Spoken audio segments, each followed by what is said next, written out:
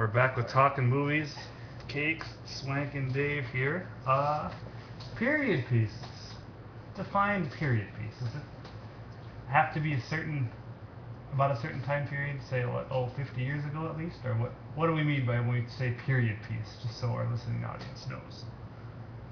I would say it doesn't have a set time. There has been more movies made in the past 5 years, like about 80s and 90s. I mean, you can go. Are you referring to Hot Tub Time Machine?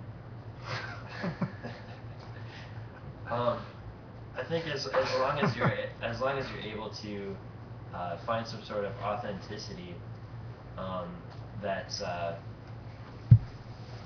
differs from contemporary ideas, you can kind of define it as a different period. So Sure, that makes sense. I mean, just as long as people understand what we're talking. You know, back in the year 2005, Red Dawn and period piece of 2012. Yeah. Youngsters fighting that for their. yeah, but it might not even be like that at all. Like they'll probably all dress in like hip clothing now, and it's Janko jeans. I don't think that they had Jinko jeans even in the original. Alright. Anyway, Cross Colors. You guys remember Cross Colors? But anyway, moving on. Period pieces. I guess as a fan of British cinema, I have seen certainly a lot of period pieces. You know, a lot of the Victorian area, Jane Austen type of things. Name I'm gonna throw at you guys. You maybe not know who he is unless you've watched that type of thing. Andrew Davies. He's a screenwriter for a lot of that type of stuff. A lot of PBS Masterpiece stuff. I think he maybe had something to do with the first Bridget Jones too. That's not necessarily a period piece, but maybe a contemporary piece that people have seen. Great writer. He's certainly somebody that if I wanted to do a period piece, I would have him involved in the writing process just because of the elaborateness that he has. He's also done something not necessarily so romantic for the guys, a little bit far away from Jane Austen, but a thing called The Way We Live Now. It is based on a novel by the name escapes me now. It'll come to me. Anthony Trollope. It's a miniseries starring probably only known actor in it is Cillian Murphy, but it's a miniseries about that set at the same time period, turn of the century, 1900 type of thing. Very good miniseries, period piece type of thing. So if you get a chance, check it out. Dave has some strong feelings about people who direct mini miniseries, who do direct period pieces. Dave? I guess it's just an observation that I think everybody knows that watches enough movies. But you definitely start getting your renown like directors from when they direct period pieces, because especially ones that you can see a degree of meticulousness in their style in order to render everything totally authentic. Sometimes people just don't notice though the sort of like meticulous stuff that goes in there unless it's in a different time. It's more noticeable that way. So sometimes I feel like they're maybe kind of an overrated way just to get noticed, but I still enjoy them. It's I don't know. I guess Think of any directors off the top of your head. or even like people that make like movies about like the Holocaust and stuff, and then get like Oscar fame. Spielberg. Well, and you think of movies like JFK. It seems like they have to be a certain length too. It's like you see that it's a period piece, and you're there for 2.5 hours.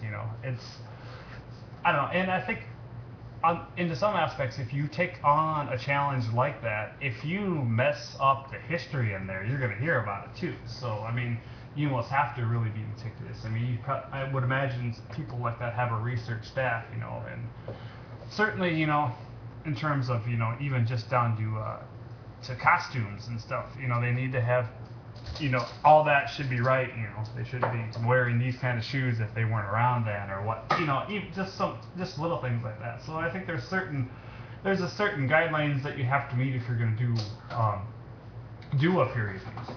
That and makeup too.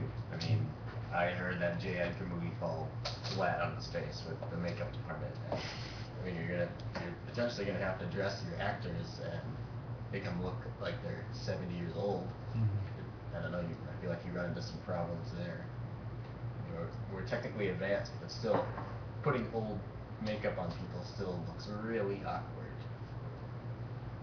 Yeah, and I think in some senses too, when you're doing a period piece with the way technology is now, with, you know, 3D TVs and high def TVs, you know, and such color brilliance, if you will, it's kind of hard to look back at a photo that's, you know, that kind of, you know, antique sepia style looking photo or whatever, and say, oh, this is what it actually looked like, you know, because we don't see the full color scheme, you know, and a lot of aspects, you know, I like to say, musically, you don't really know how good, like, those people in the 40s, like Billie Holiday and Bob Wills, were, because we don't have the audio equipment to actually hear how good they were, you know. So I mean, there's that aspect too, I think. What's the last period piece you watched? Trying to think. Are we talking epic here, or? I got one. 13 Assassins. Oh yeah. I've seen the movie. That was like the 6th time I've watched it. But it's directed by a Japanese director, Takashi Miike. I think that's how you say his last name. It's got 2 I's in it and a rope. Miike. Yeah, but that one's just about Japan in I guess the Edo period, before the Meiji era. So it's like after the government didn't have any use for samurai anymore, and then because it wasn't wartime anymore, but there was a corrupt ruler, so they all bonded together to form, like, you know, the purpose that they had in general before when they started. So they just gave their lives up, and yeah, it's very entertaining. It's a great action movie, but I thought it was a pretty reverent period piece too. The costuming and all the scene and everything is just beautiful looking, and one of my favorite movies. Definitely. Wow. Yeah. Well, I guess it's not necessarily a movie, it's still a miniseries, kind of a miniseries guy, I guess you'd say, for lack of a better term. I watched the Game of Thrones season 1. I mean, I guess that is kind of a period piece, you know. Also a big fan of I think it was either Starz or Showtime did Pillars of the Earth last year. You know, they're both kind of the same time period. 1300s, you know, the Dark Ages. Both of those are really good. Pillars of the Earth, that's based on a Ken Follett book. It's got Rufus Sewell and Ian McShane in it. Very good. It's an 8-hour commitment, but done very well. The last hour, you know, it doesn't follow the book particularly well, but it's still mostly there. The last hour of that miniseries is some of the most intense fictional TV I think I've ever seen in my life. Game of Thrones, pretty good. Obviously, there's a lot been said about the sexuality in that, and that is certainly there. But it's still a pretty good story. I think at this point, I'd probably like Pillars of the Earth a little bit better, just because, you know, I've read the book and I have not read the Game of Thrones books. I've heard even for strong readers, those are a lot to take in. That, you know, there's so many characters. You know, I know that first book, I think they introduced like 40 to 50 characters within the first 70 pages. So, I mean, you gotta almost create your own credits just so you can follow along when you're trying to read the book. So thankfully, my wife had read the book, so there was a lot of pausing and explanation going on when we were watching the miniseries. Doesn't that show take place on another planet too? Game of Thrones. Well, I don't think it's not necessarily supposed to be another planet. I think you get the gist that it's not a real place. That it feels like Europe and England are kind of combined. And I don't know at all. Like I said, I haven't read the book. They do show you a map and stuff, and there's certain places you can and cannot go. So, I mean, I suppose it could be another planet, but it could easily be set here too, just because of, gravity. I don't know. The last one that I watched, I watched that 3-part miniseries At Fields and McCoys, which starring Kevin Costner and Bill Paxton. It's basically about family story of the two stupid families who just killed each other until there was none left, basically. I would not recommend it. I really wouldn't. It's just a lot of back and forth. Just innocent people being killed for no reason. It started out with a pig. Yeah. It's just. But what about the? Was that a miniseries? So that's done, or is that just season one? Okay. It was this 3 2-hour, not need to be 2 hours long, but there's something to be said about like you were saying, the scenery, the costume design. There's some awkward makeup scenes that happen towards the end. Spoiler alert. But that would be the last one I saw. Bill Paxton versus Kevin Costner. Yeah, that's pretty cool.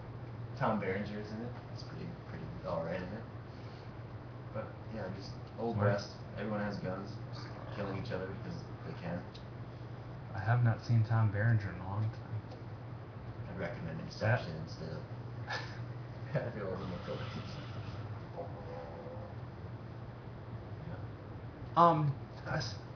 Moving on with the period pieces, do you think there's a certain, when you talked about the Holocaust and whatnot, I'm starting to think about movies like you mentioned Tom Berenger. I thought about Last of the Dogmen. I'm not sure how true to life or if that's supposed to be fictional or non-fictional, whatever. But there's movies about the Holocaust. There's movies about the Indians. There's miniseries like Roots about slavery. Do you think when a movie or a miniseries is put out about something like that, that's kind of racism driven, do you think there's a certain respectability aspect to it? I mean, do you think because somebody takes on a challenge like that, you mentioned directors get famous over period pieces. Do you think when somebody takes on a challenge like that, do you think that gives them more respect within the community because they've initiated something like that, or if they've taken that challenge on?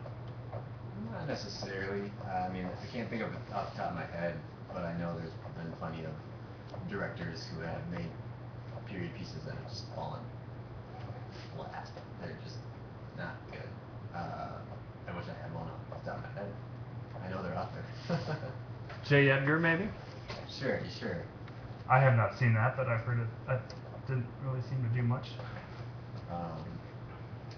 Did anybody see that Frost Nixon? I really wanted to see that. I just didn't. I didn't get it to it. But I do really like that Michael Sheen. I would recommend it.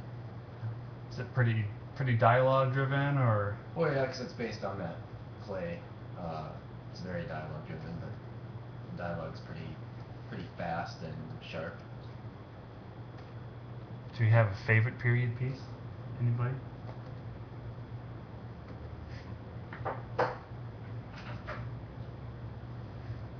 I think all things considered when thinking about a period piece, and I don't know, I mean, this isn't, classic necessarily period piece material, but I'd probably say Apocalypse Now, just because it's just pure intensity. I mean, yeah, I don't know if you've ever seen that. Speaking of, the last part of movies being intense, there's certain scenes in that movie that I just cannot handle.